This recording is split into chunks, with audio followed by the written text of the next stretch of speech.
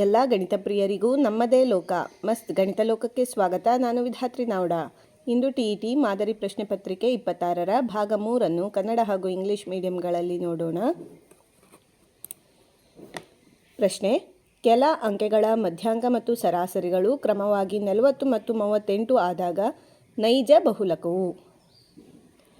Median and mean of some numbers is 40 and 38 respectively, then real mode will be ಮಧ್ಯಾಂಕ ಮತ್ತು ಸರಾಸರಿ median ಮತ್ತು ಮೀನನ್ನು ಕೊಟ್ಟಿದ್ದಾರೆ. we have to find the mode. Here we have the formula 3 median equal to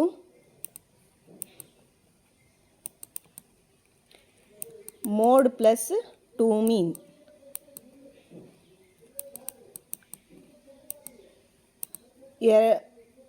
ಏನು 3 ಗುಣಿಸು ಮಧ್ಯಾಂಕ ಸಮ ಬಹುಲಕ plus 2 ಗುಣಿಸು ಸರಾಸರಿ.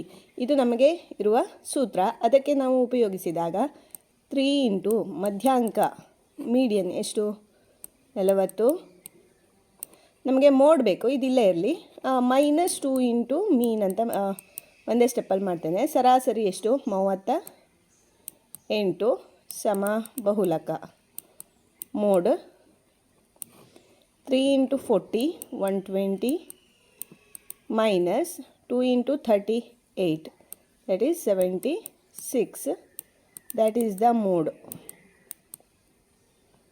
120 minus 76 that is 44, that is the mode.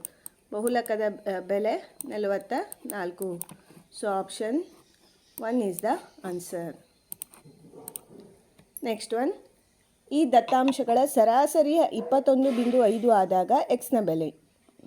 Value of these data is 21.5, then value of X. ಇಲ್ಲಿ X ಮತ್ತು F ಅನ್ನು ಕೊಟ್ಟಿದ್ದಾರೆ. It's mean is given, ಸರಾಸರಿಯನ್ನು ಕೊಟ್ಟಿದ್ದಾರೆ. We have to find the value of X. X ಇಲ್ಲಿದೆ ನೋಡಿ, ಇದು. See, we have the formula to find the mean. ಸರಾಸರಿಯನ್ನು ನೋಡಲಿಕ್ಕೆ ನಮಗೆ ಇರುವ ಸೂತ್ರ summation fx divided by summation F ಅಥವಾ ಎನ್. ಸಮೇಷನ್ ಎಫ್ ಅಂದರೆ ಇವಿಷ್ಟನ್ನು ಆ್ಯಡ್ ಮಾಡಬೇಕು. ಎಷ್ಟು ಬರುತ್ತೆ? 4 + 6 10 + 3 13 + 2 15 + x. ಇದು ಸಮ್ ಆಫ್ ಫ್ರೀಕ್ವೆನ್ಸಿ, ಆವೃತ್ತಿಗಳ ಒಟ್ಟು ಮೊತ್ತ. Next we have to find F X ಅಲ್ವಾ, ಎಫ್ ಇಂಟು ಎಕ್ಸ್. ಇಲ್ಲೇ ಮಾಡ್ತೇನೆ, ಎಫ್ ಇಂಟು ಎಕ್ಸ್ ಅಥವಾ ಎಕ್ಸ್ ಇಂಟು ಎಫ್. 15 ಇಂಟು 4 ಅಂದರೆ 60, 5 into 6 30, 25 into 3 75, 35 into X 35x, 45 into 2 90. Now we have to find summation fx. ಇವುಗಳನ್ನು ಕೂಡಿಸಬೇಕು.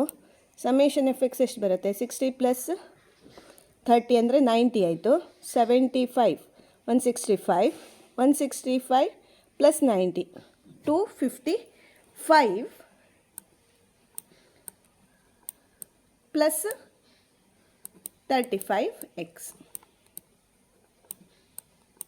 ಹೀಗೆ ಅಲ್ವಾ. ಈಗ ಸಬ್ಸ್ಟಿಟ್ಯೂಟ್ ಮಾಡಿ. Summation F X is 255 + 35x divided by 15 + x equal to X bar ಸರಾಸರಿ. ಆದರೆ ಎಷ್ಟು ಕೊಟ್ಟಿದ್ದಾರೆ? ಇದು 21.5. ನಾವು ವಿ ಹ್ಯಾವ್ ಟು ಸಾಲ್ವ್. ಇಲ್ಲಿ ಯಾವ ಮೆಥಡ್, ಇಲ್ಲಿಂದ ಕ್ರಾಸ್ ಮಲ್ಟಿಪ್ಲೈ ಮಾಡಿ ಮತ್ತೆ ಸಿಂಪ್ಲಿಫೈ ಮಾಡ್ಬೋದು, ಅಥವಾ better to use the options. ಆಪ್ಷನನ್ನು ನೋಡಿ, ಎಕ್ಸ್ದ ವ್ಯಾಲ್ಯೂ 5 ಅಷ್ಟು ಹಾಕಿ, ವ್ಯಾಲ್ಯೂ ಬಂದರೆ 21.5 ಬಂದರೆ ಅದೇ ವ್ಯಾಲ್ಯೂ ಆಗಿರುತ್ತೆ. ಆ ರೀತಿಯೂ ಮಾಡ್ಬೋದು. ಇದು ಸ್ಟೆಪ್ ಇಲ್ಲಿ ಮಲ್ಟಿಪ್ಲಿಕೇಶನ್ ಮಾಡಿ ಮತ್ತು ಸಬ್ಟ್ರಾಕ್ಷನ್ ಡಿವಿಷನ್ ಎಲ್ಲ ಮಾಡಬೇಕು. Just I will substitute here. X is equal to 5. So 255 plus 35 into 5. 5 5s are 25. 5 3s are 15 plus 2, 17 by 15 plus 5 is 20. 5 plus 5, 0. 5 plus 1, 6 plus 7, 13. 2 plus 1, 3 plus 1, 4 by 20. Cancels. 2 1s are 2 2s are 4. 2 1s are 2. 3 ಅಲ್ಲಿ 2 ಕಳೆದ್ರೆ 1 ಆಯಿತು, 10 ಆಯಿತು. 2 5s are. Answer ಬಂತು ನೋಡಿ. 21.5 is we got. So value of X is 21.5. ನೀವು ಈ ರೀತಿಯೂ ಮಾಡ್ಬೋದು, ಇದನ್ನು ಕ್ರಾಸ್ ಮಲ್ಟಿಪ್ಲೈ ಮಾಡಿ ಸಿಂಪ್ಲಿಫಿಕೇಷನ್ ಸಹ ಮಾಡ್ಬೋದು. So option 1 is the answer. Next, ಒಂದು ವರ್ಗಾಂತರದ ಮಧ್ಯ ಬೆಲೆಯು 52.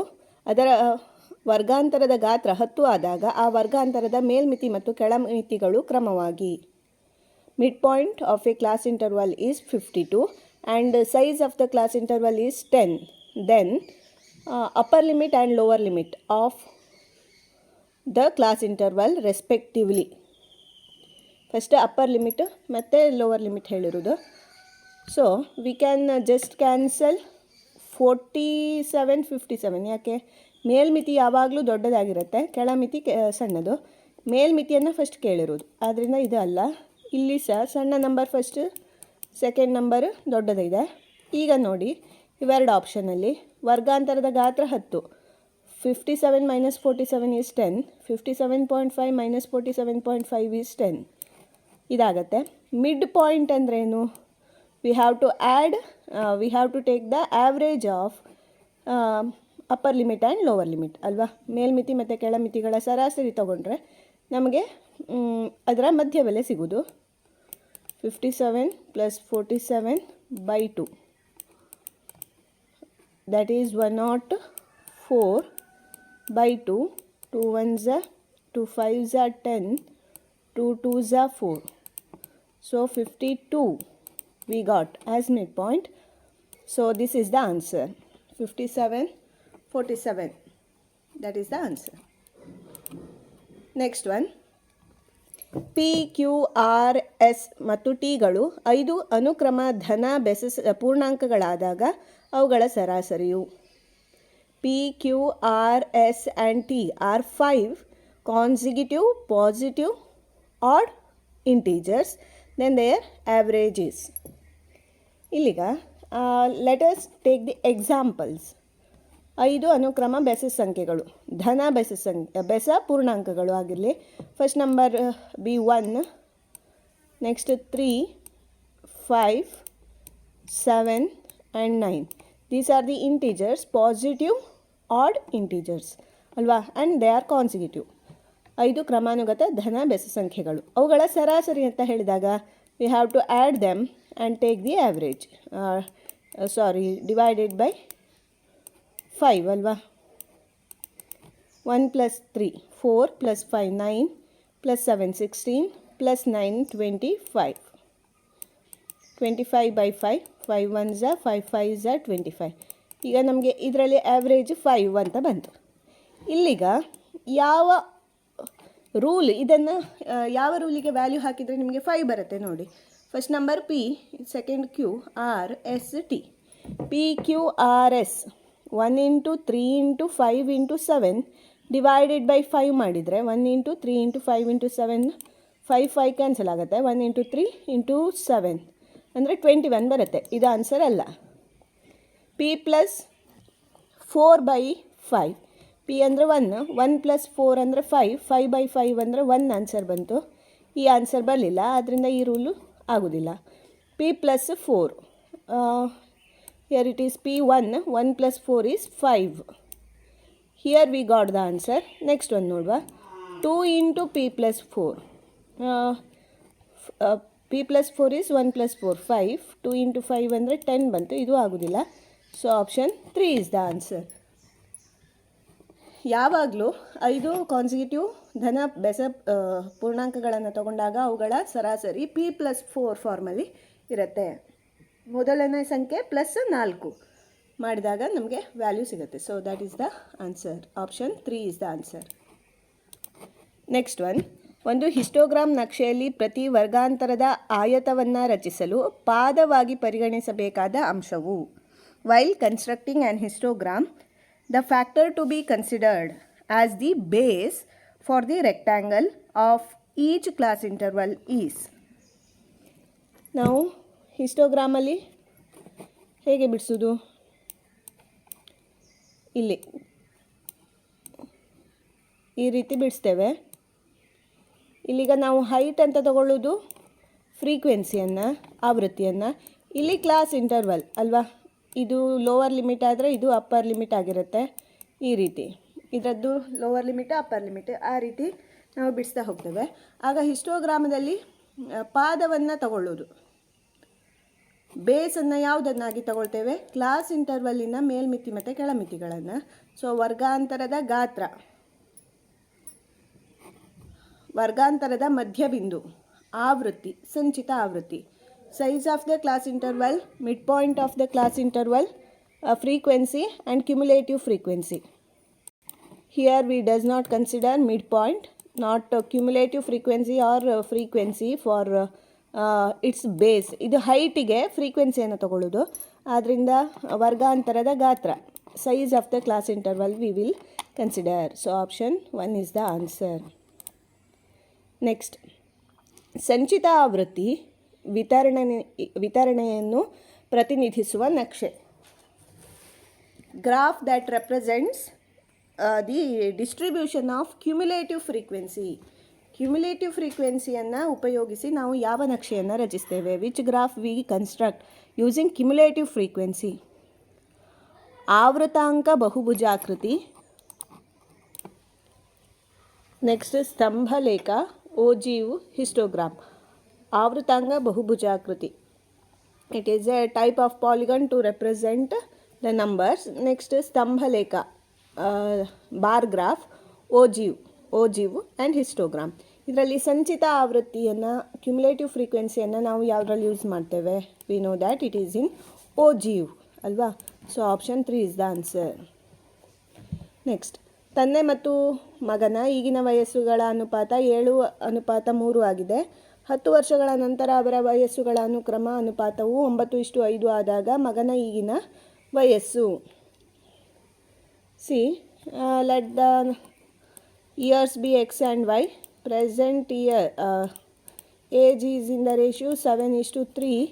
After 10 years, 10 ವರ್ಷಗಳ ನಂತರ x plus 10, here it will be y plus 10. Ratio will be 9/5. Here we directly use the options to get the answer. ಮಗನ ಈಗಿನ ವಯಸ್ಸನ್ನು ಅವರು ಕೊಟ್ಟಿರೋದು. ಮಗನ ವಯಸ್ಸಂದರೆ ಕೆಳಗೆ ಬರೆದಿರೋದಲ್ವಾ. 15 ಆದರೆ V know that 5 3s are 15. ಇಲ್ಲಿಗ ನಮಗೆ 3 ಬರಬೇಕಲ್ಲ. So 5 3s are 15. ಇಲ್ಲಿ 7 ಬರಬೇಕು. And common must be 5. 5 7s are 35. ಮಗನ ವಯಸ್ಸು 15 ಆದರೆ ತಂದೆಯ ವಯಸ್ಸು 35 ಆಗಬೇಕು. ಆಗ 7:3 ಬರುತ್ತೆ. ಇದನ್ನು ಈಚೆ ಸಬ್ಸ್ಟಿಟ್ಯೂಟ್ ಮಾಡಿದರೆ ತಂದೆಯ ವಯಸ್ಸು 35 ವರ್ಷ. After 10 years it will be 45 years divided by sons age will be 15 years.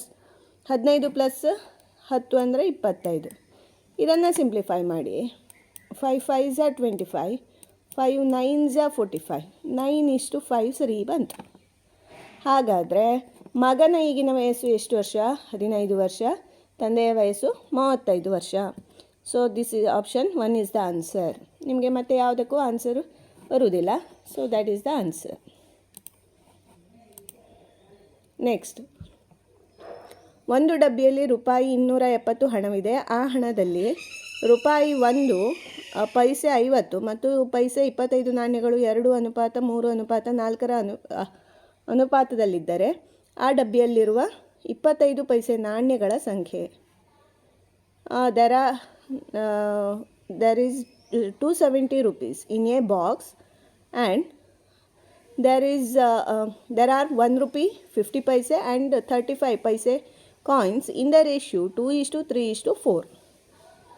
Then number of 25 paise coins in the box is, ಒಟ್ಟು ಹಣ ಇರೋದು 270. Sum of the amount will be 270. You have to find number of 25 paise coins, and number of coins are given in the ratio 2:3:4. So let us take number of 1 rupee coin be 2x. 1 rupee coin 2x ಆಗುವಷ್ಟು ಇದೆ. 50 paise coin will be 3x and 25 paise coin will be 4x. ಇಷ್ಟು ಕಾಯಿನ್ಗಳಿವೆ. Sum of the money will be 270. ಹಾಗಾದರೆ 1 ರೂಪಾಯಿದು ಎಷ್ಟು ಹಣ ಇದೆ? 1 ರೂಪಾಯಿ ಎಷ್ಟಿದೆ?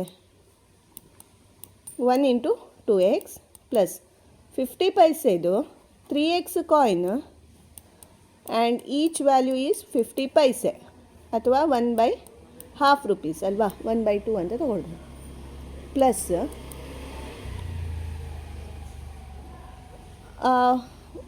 4x coins are of 45 paise.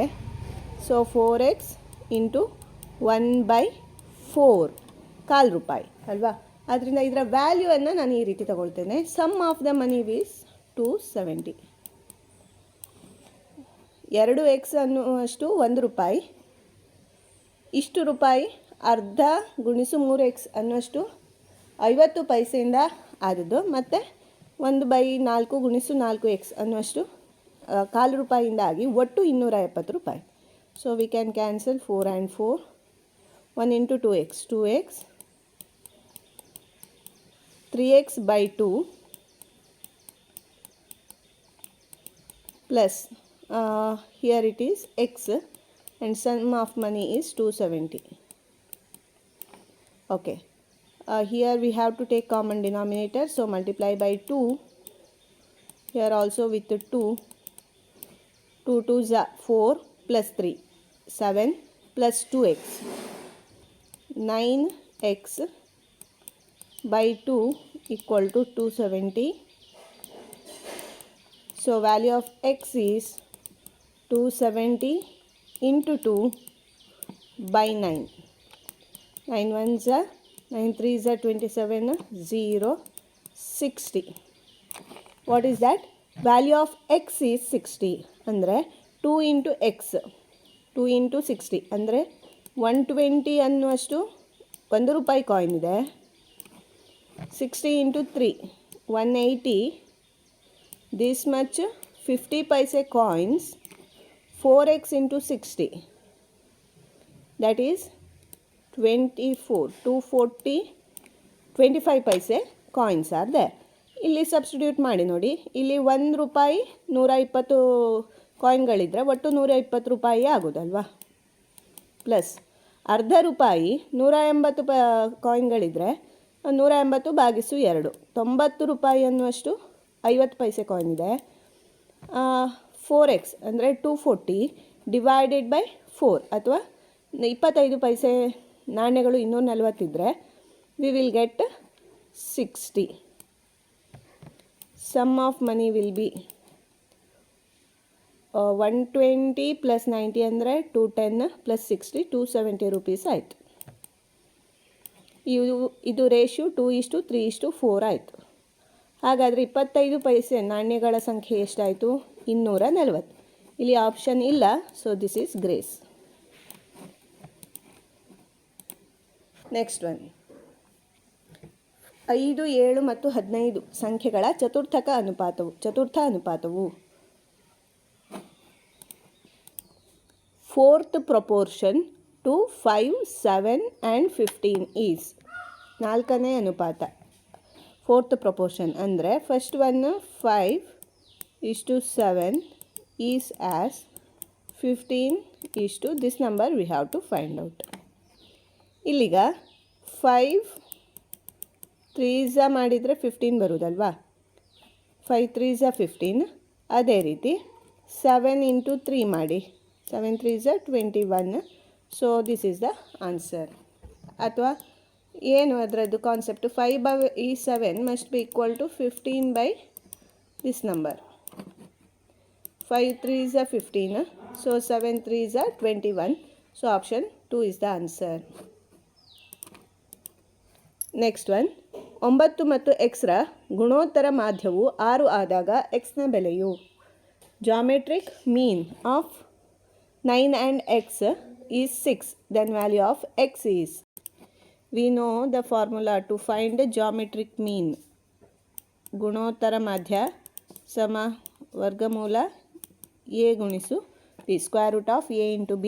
Here two numbers are 9 and x, and value of gm is given, it is 6.